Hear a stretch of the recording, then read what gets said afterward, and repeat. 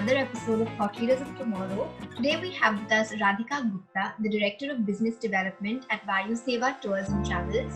Radhika specializes in curating luxury holidays at affordable prices, and today we're going to have a little chat with her to understand her journey in the travel industry and listen to some of the insights she's going to give us. Welcome, Radhika.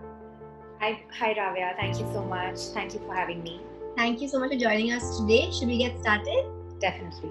Okay, so my first question to you is, what is your journey in the travel industry been like? How did you get started, and what's the entire experience been like for you? So my entry into the travel industry was quite serendipitous. I started with preparing travel itineraries and at the same time conducting group tours. To be very honest, it was an uphill battle for me because I joined my family business and there were a lot of expectations. But I think over time I have been able to prove my mettle, and it's been a very fulfilling journey for me. I've been around for almost 5.5 years now, and it's been quite fulfilling. Great. So how do you think younger leaders like yourself can actually bring about a change in the travel industry? In what specific spheres do you think that can happen? So when I started my journey in the travel industry, I observed that travel has been sold like a bundle of flights and hotels and not really been experimented with.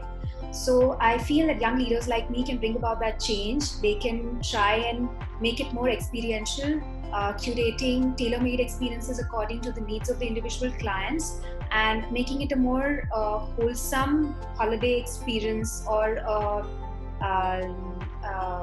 a leisure travel experience for their client. Right. So Vayuseva Tours and Travels, from what we've read, was involved in the middle of the pandemic in organizing a chartered flight from Kolkata to Maldives, which was one of the first, during the pandemic. So what was that experience like? What inspired you all to actually, get involved with that?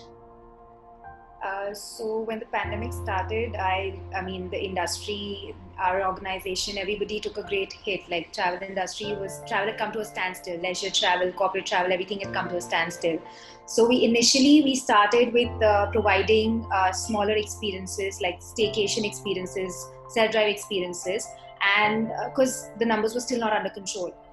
Gradually, when the numbers started falling around September, we realized that there is a huge market of people wanting to go, and at the same time, Maldives has a travel bubble with India, where people did not have to be quarantined for 14 days to spend time in that country. So Calcutta did not have a direct flight between India and Calcutta and Maldives. There wasn't a direct flight. So we decided to charter a flight. We were successful in having 110 people on board. The response was great. It was phenomenal. It was a little crazy, the experience, because we just had 20 days to market the product and to get everything in place and get all the safety protocols in place. But it was a phenomenal experience. We definitely faced a couple of hurdles while doing it. So when we were trying to sell the product and market it to our customers, people were a little skeptical about traveling in the middle of the pandemic. So they were skeptical about the tests and about being infected, about being quarantined. And we took a couple of steps to make sure that all their concerns are answered. So we made sure that the appropriate travel insurance is taken so that their costs are covered in case any mishap happens. We made sure that tests were done before taking the flight from Calcutta and taking the flight from Maldives, so that if there is any infection in the interim, we know it beforehand and the infected person doesn't travel. We selected our hotels in such a way that the hotels were maintaining safety protocols, social distancing. We educated our clients about maintaining social distancing at the airports, about installing the correct apps to help in contact tracing. So yes, there were a couple of hurdles, but I think it was like self-education and then passing on that to our clients and making them comfortable that it was like a foolproof plan worked in our favor. That's wonderful. I'm sure it was very successful, which is like great for your organization. Yes, definitely it was. So how do you think the COVID-19 pandemic has impacted your organization, and how have you been able to maintain your client relationships amidst all this, chaos? So COVID-19 has definitely impacted our organization as well as the travel industry on the whole. The industry has taken a huge hit. But of course, everyone's trying their level best to offer whatever experiences that is possible in the midst of the chaos. A lot of people are doing dry vacations. People are offering domestic travel experiences. We ourselves, in order to maintain client relationships, we are offering experiences in and around Calcutta, at smaller resorts, resorts which are at a distance of 1.5 hours or 1 hour driving from Calcutta.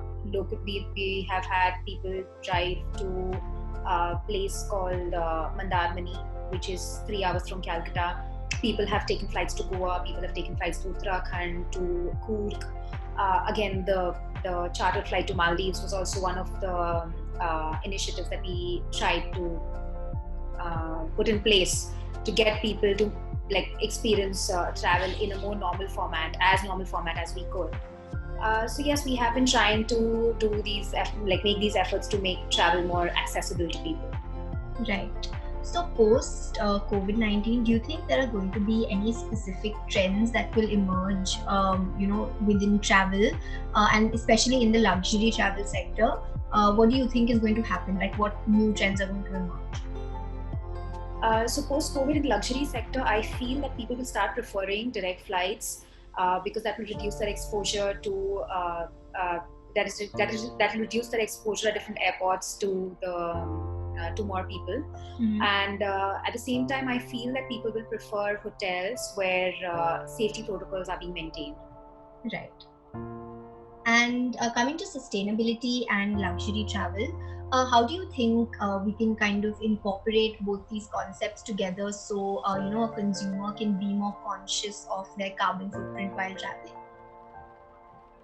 So to be very honest, there are a lot of hotels these days that are that are making conscious efforts to neutralize their carbon footprints, Mm-hmm. and consumers themselves are being very conscious about selecting those kind of hotels. Mm-hmm.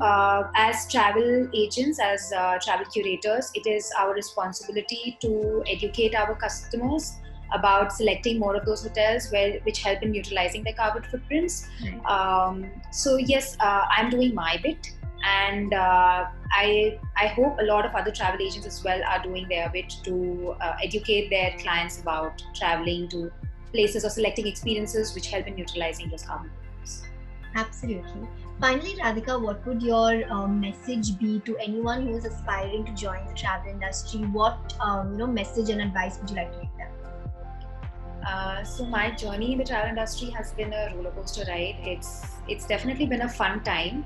Of course, no 2 days have been the same for me, and I think that's the biggest perk of being in the travel industry, that no day is monotonous. So you will get to do new things every day, and I couldn't have selected for a better career for myself. Right, perfect. Thank you so much for chatting with us today, Radhika. It was lovely speaking with you. Thank you. I had a great time as well.